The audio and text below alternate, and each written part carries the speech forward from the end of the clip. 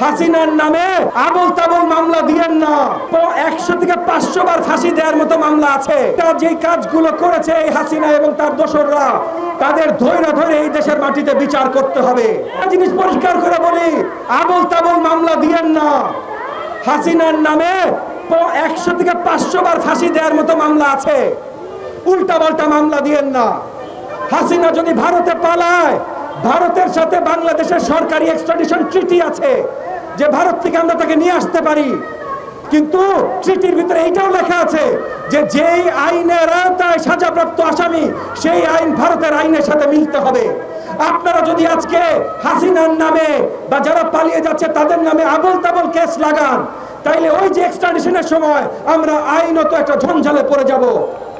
এদের সবার নামে সত্যিকারের দশকের পর দশক দেশে থাকবে বা 10টা 20টা করে ফাঁসি হবে, এরকম মামলা সহজেই দেয়া যায়। আমি আইন শৃঙ্খলা বাহিনীর প্রতি এবং মাননীয় অ্যাটর্নি জেনারেলের প্রতি আবারও আবেদন রাখবো, তারা যেন মামলাগুলা একটু বাদ বিচার করে তারপর দায়ের করেন।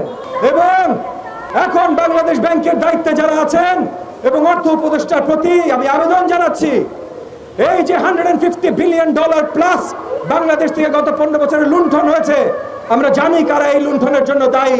সেই অর্থগুলো ফিরিয়ে আনতে হবে। এই দেশ আমরা সবাই মিলে স্বাধীনতা এনেছিলাম 53 বছর আগে।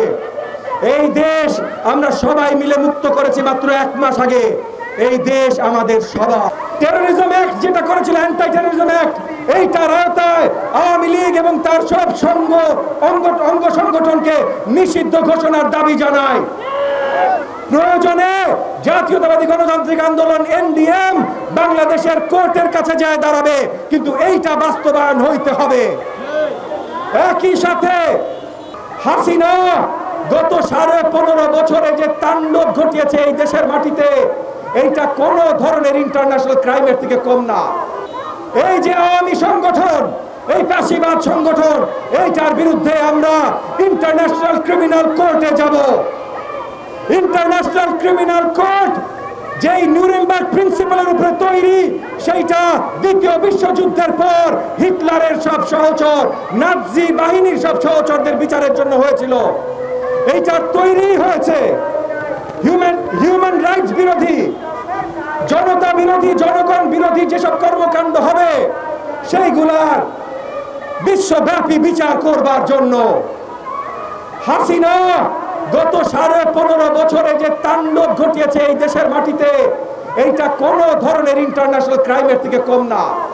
এইটা হিটলারের কোন ক্রাইমের থেকে কম না। হাসিনা 2009 ক্ষমতায় আসার সঙ্গে সঙ্গে পিলখানায় যে গণহত্যার কাহিনী হাসিনা ঘটিয়েছে, তার পুরো গল্প এখন আস্তে আস্তে আমাদের সামনে আসছে, পরিষ্কার ভাবে আসছে। যেই হত্যাকাণ্ডের জন্য, যে গণহত্যার জন্য হাসিনার পরিবারবর্গ এবং এই আওয়ামী ফ্যাসিবাদ নেতৃত্বরা দায়ী, সেই ঘটনার জন্য আমাদের নিরীহ অনেক বিডিআর এর সৈন্য ভাইরা এখনো জেলে পড়ছে। তাদের মুক্তির দাবি জানাচ্ছি।